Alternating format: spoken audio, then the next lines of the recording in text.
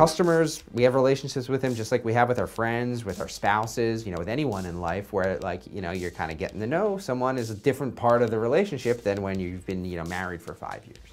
And I think it's interesting that as marketers, we don't necessarily communicate with our customers with that in mind. What do you do in the early stages of a relationship? You communicate, hey, here's who I am. Here's what I know about you from our first interaction, right? And here's other things that you might be interested in.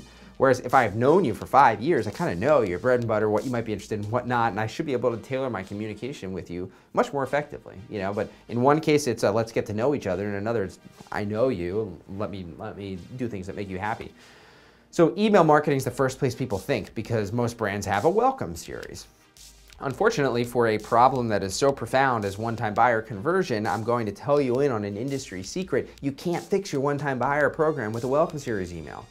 It's not enough on its own. First of all, you can do a lot better. You can help, right? You can do better than just a one-size-fits-all welcome series. You can react a bit more to what the person bought and so on. But fixing the one-time buyer problem actually requires more than just email marketing. It requires finding the right customers in the first place.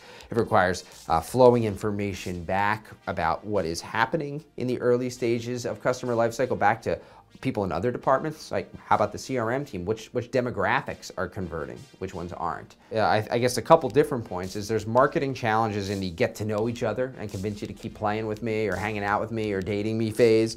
There's a different set of challenges in the things are going well and I want to keep them that way, and there's a different set of challenges in communications and tactics for things are starting to slip, or boy do I miss you, it's been so long, I want you back. So first things first, do you have different marketing programs in each? And then within them, knowing what we know about the impact of one-time buyer conversion or reducing churn, are we throwing enough at them? Is it a simple rule-based, only an email tactic? You're never gonna move the needle very much. Or is it a more holistic strategy, a more deeply personalized cross-channel? And are we getting more teams involved in solving those problems as well? I think lifecycle marketing is a known thing. And right now the industry kind of has it set to like the volume of 3, and there's an opportunity to really crank it up to a 10, and it makes massive difference in the quest to drive increases in LTV. Technology that makes customer-focused initiatives a bit more frictionless. It's actually much more within reach to do that, crank the volume up from the 3 to the 10.